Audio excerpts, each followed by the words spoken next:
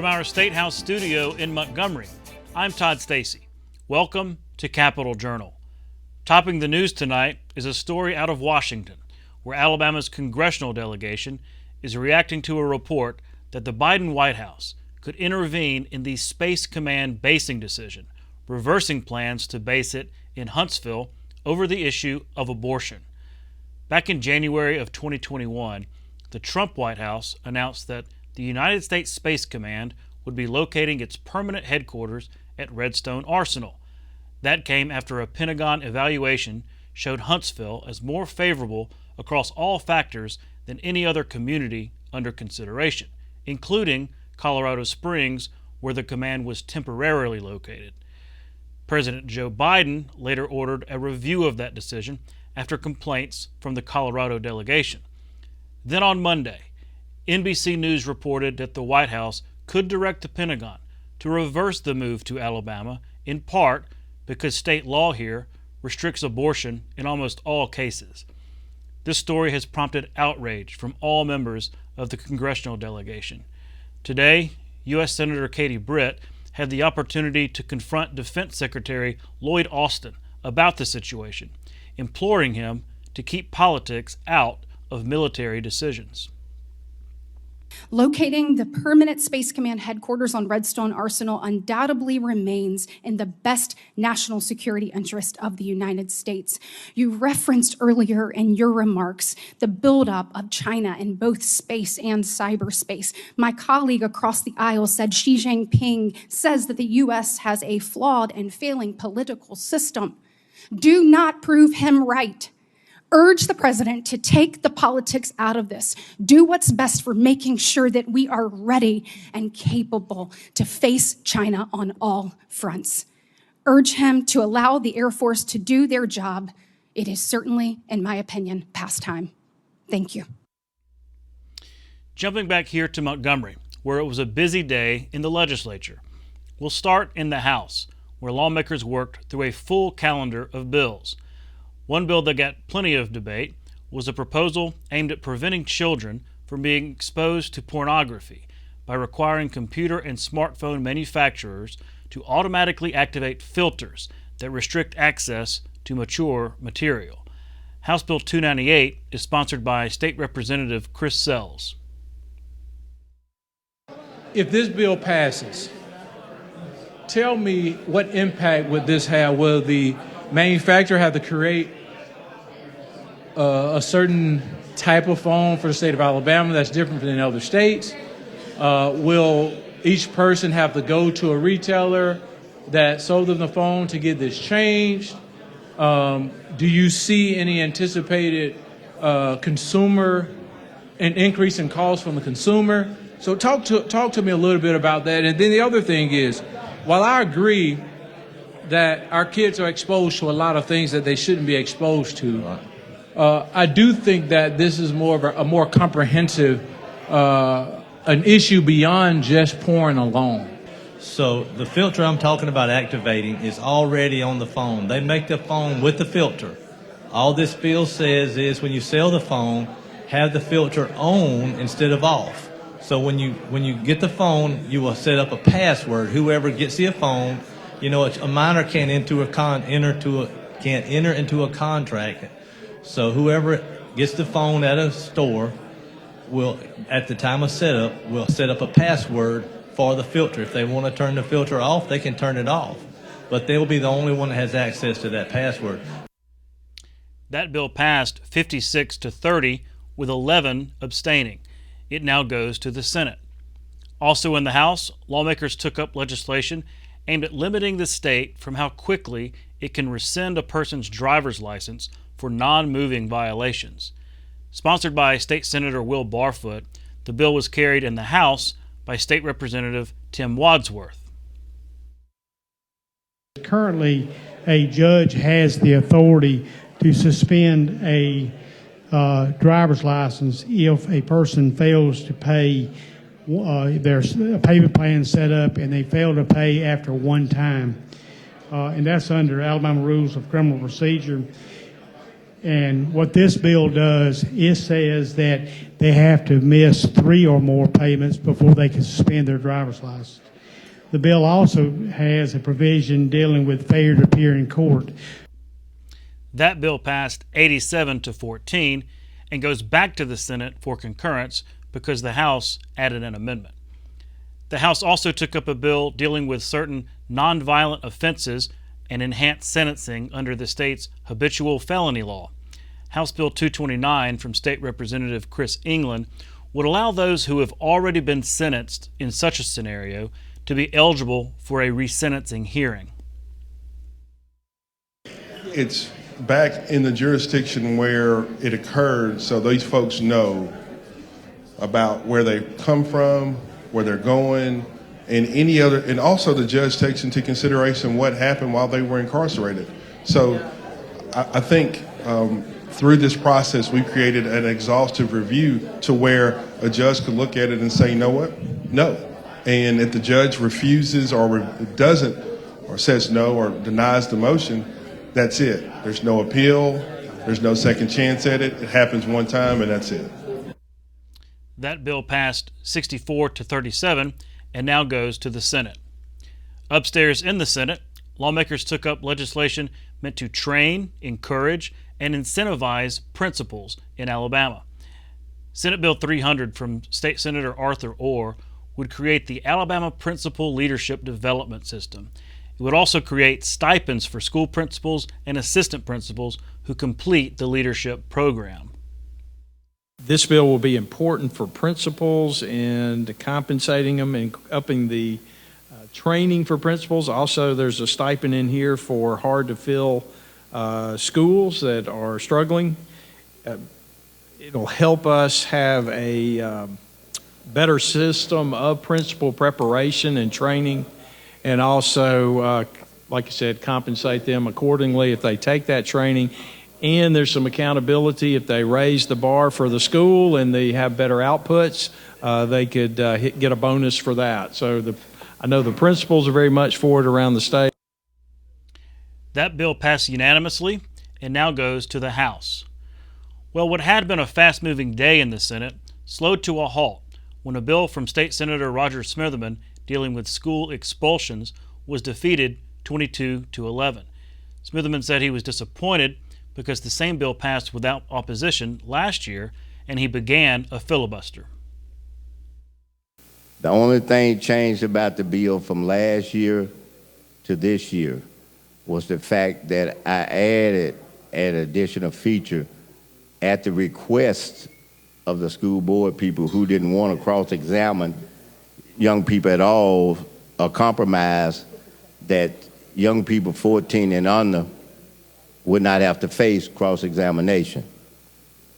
It's obvious that they did a good lobbying effort among my colleagues to defeat the bill. I do think that it is a sad day because our young people are the only ones in this state that do not have due process. After Smitherman's filibuster, the Senate was able to pass a few more bills.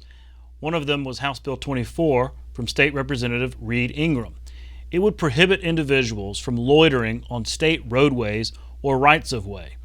Senator Will Barfoot, who carried the bill in the Senate, noted that the bill was aimed at public safety, protecting both those on the side of the road and drivers.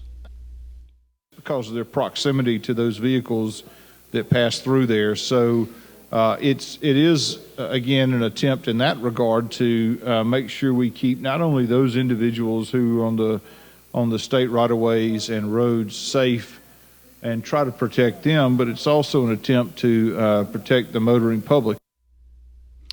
That bill passed unanimously and now goes to the governor. And we'll be right back with tonight's guests.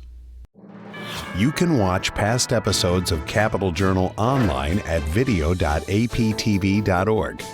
Capital Journal episodes are also available on APTV's free mobile app. You can also connect with Capital Journal and link to past episodes on Capital Journal's Facebook page. And you can listen to past episodes of Capital Journal when you're driving or on the go with Capital Journal podcasts. Keep up with what's happening with Capital Journal.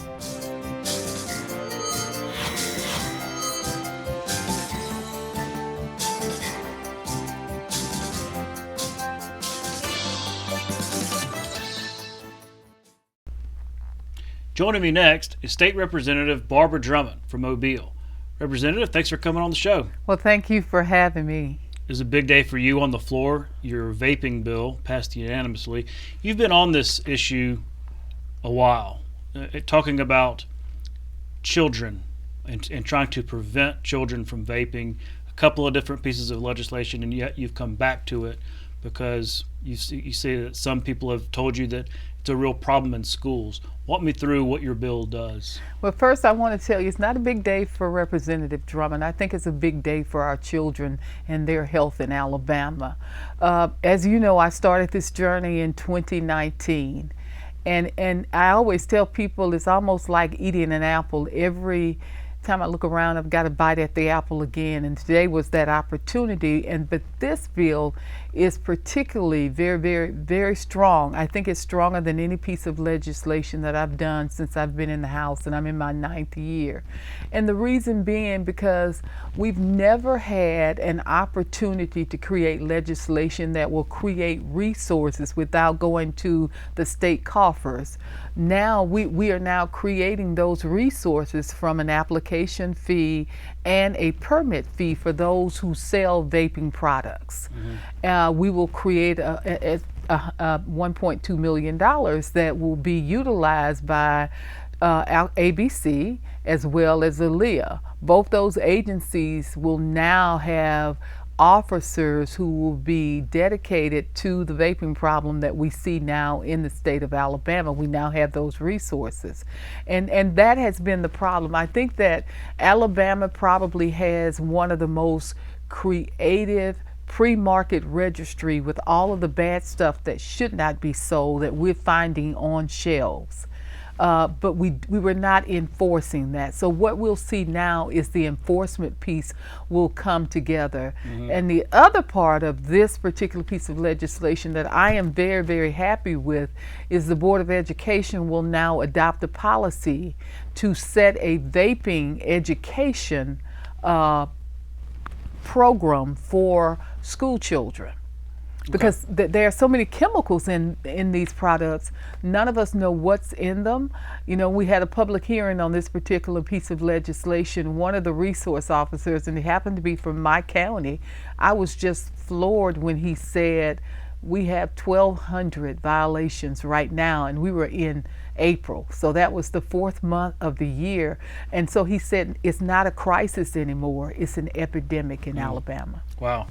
And I was at that public hearing for most of it because it was long, and so you had some from the other side too. You had some opponents of the bill, specifically these folks that I guess own vape shops. Exactly. And what their point was look, they're not. It's just not the vape shop types that are selling to kids. It's more the gas stations. It's that kind of stuff, and that part of the point of these products is to get people to quit smoking. I mean, I know several people who have quit smoking because they've dependent on a vape product. So is that a concern at all, that having more restrictions and things like that, and some of these vape shop owners were saying, hey, it's going to hurt my ability to operate and thus make it easier for people to quit smoking? But if you look at this piece of legislation is not geared to an adult. It is strictly for young people, 21 and under.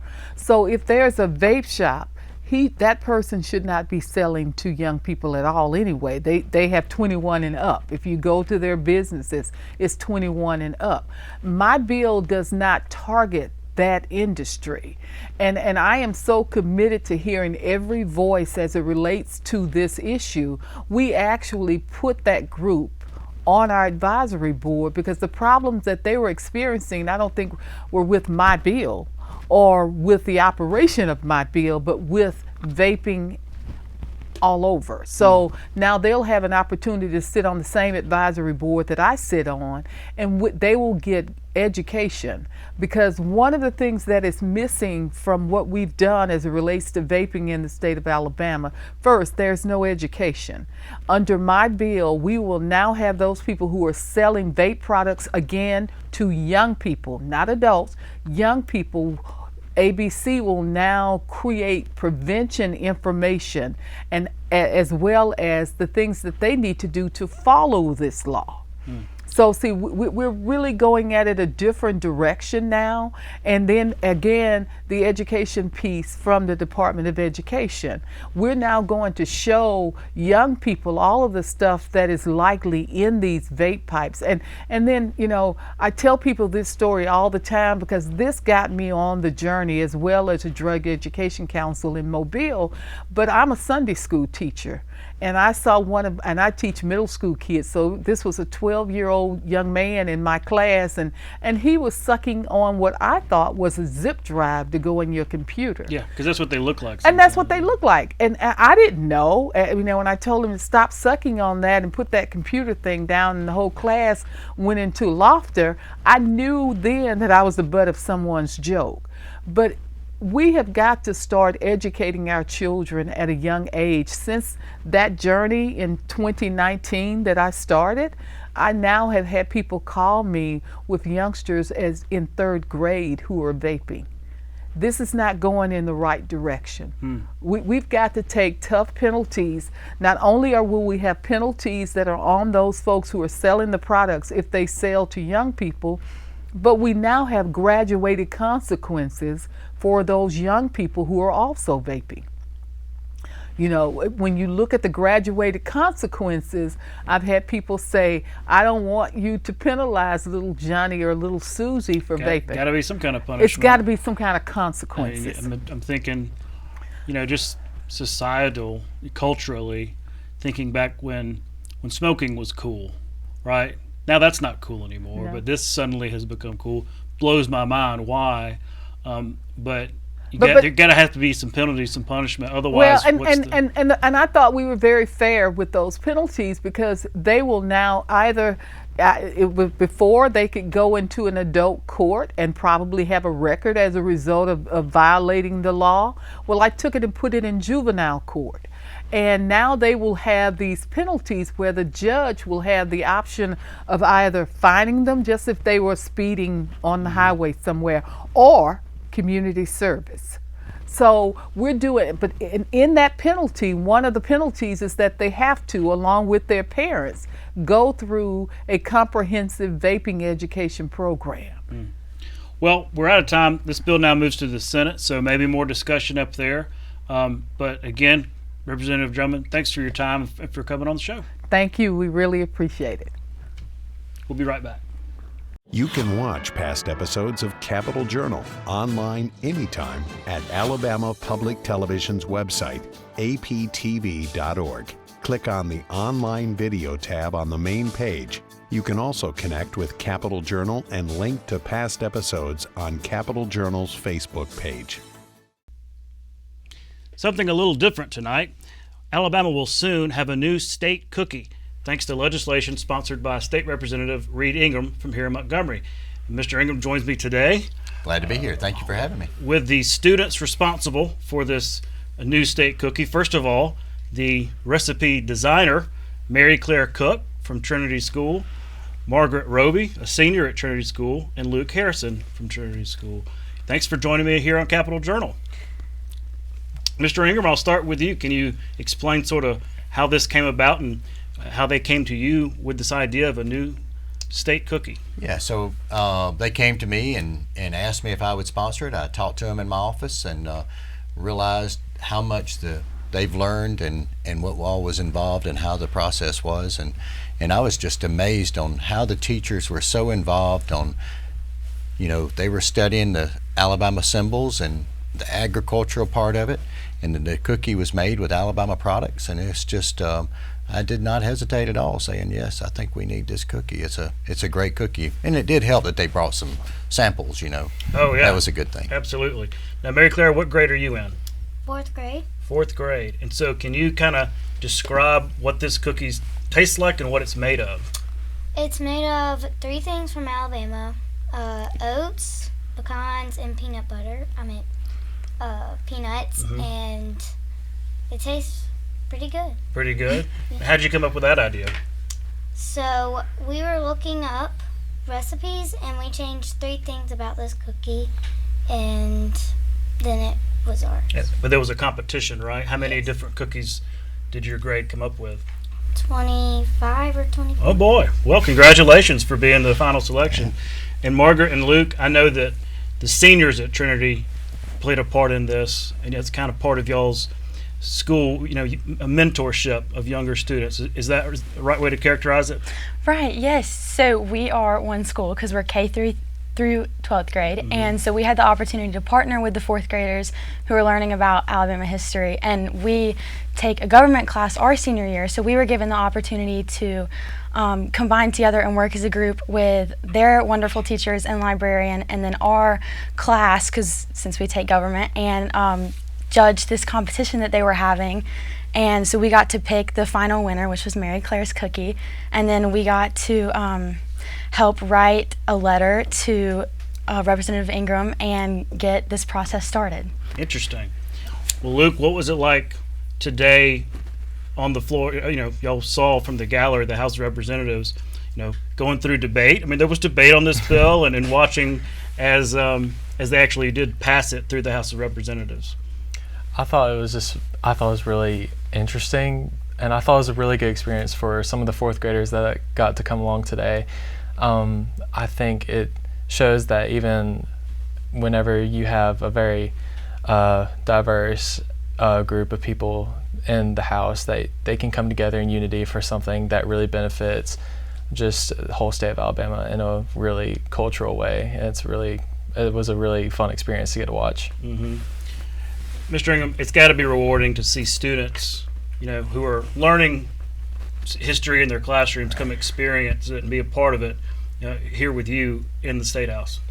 It's very rewarding for the students, and for me to see the students learn, but it's real rewarding to know we've got these kind of teachers and mentors in our classroom, that to make it happen, and that's where the rubber meets the road. And I am so proud of all of our teachers in the state, but especially these teachers on making this happen today. It wasn't me that made it happen. I was just the vehicle that got it there, but they were the one that made this happen. And we should mention Senator Barfoot is carrying the bill upstairs, and we'll see how it plays, because it's like Schoolhouse Rock. It's got to go through the process. Got to go through the process. Well, I would be remiss if I didn't ask the seniors on our panel. We're getting close here, I guess, to graduation, or has it already happened? But it's next Thursday. Okay. What plans do you have after graduation? Let me just put you on the spot, Margaret. Okay, great. So I plan to attend Wake Forest University in the fall.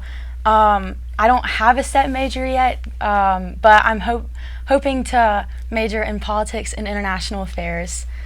Tell us why. Tell her who your mom is. You got a bit of a background. Well, there's no particular reason except my mom, who is Martha Roby, she represented Alabama's 2nd Congressional District for about 10 years, and I had the honor of being her daughter and witnessing her work to help make Alabama a better place and represent the people to the best of her ability. And so she is one of the reasons that has led me to not become necessarily like her, but to stay on this side of the workforce. Full disclosure, I worked for her for about 5 years. So, Luke, what about your plans after graduation? I will be attending Auburn University. War Eagle, sir. War Eagle. I'm majoring in chemical engineering with a specialization in pre-med, so I won't have a life for about 4 years. But I'm really excited to be able to just go out and help people however I can. Yes, sir. Well, something tells me we may have a politician at the desk here, but I think it may be Mary Claire. I don't know. I think she's handled things pretty well. Yeah. The only thing I ask is next time you've got to bring me some samples of the cookies too. That's what I'm lacking. Can I get some samples next time? Yes. When it comes up in the Senate, we're going to count on some. We should also say the name of it. It's the Alabama Yellowhammer Cookie with Alabama nuts, pecans, peanuts, and oats, and plenty of good stuff. Well, guys, this is such a nice change of pace from our boring politics every night. So thank y'all for coming on, and we'll look forward to this new cookie becoming part of state law. Yes, sir. Thank you for having us. Thank you so much. We'll be right back. The USS Alabama is a World War II-era battleship that first served in the Atlantic Theater, but was better known for helping to take Japanese-held islands in the Pacific between 1943 and 1945. During the Battle of the Philippine Sea, the Alabama's state-of-the-art radar alerted the fleet to incoming aircraft, providing the Americans enough time to scramble fighters and decimate the attacking force. Later, the Alabama served during the Battle of Leyte Gulf and anchored in Tokyo Bay to unload Allied occupation forces. In 1964, the state of Alabama took possession of the battleship. Alabama school children raised $100,000 in nickels and dimes to help bring the ship to Mobile and create Battleship Memorial Park. The park features the Alabama, the World War II-era submarine USS Drum, and an American military aircraft collection. Battleship Memorial Park is one of the state's most visited attractions. And that's our show for tonight. Thanks for watching. We'll be back tomorrow night at 10:30 with more coverage of the Alabama Legislature right here on Alabama Public Television. For our Capitol Journal team, I'm Todd Stacy. We'll see you next time.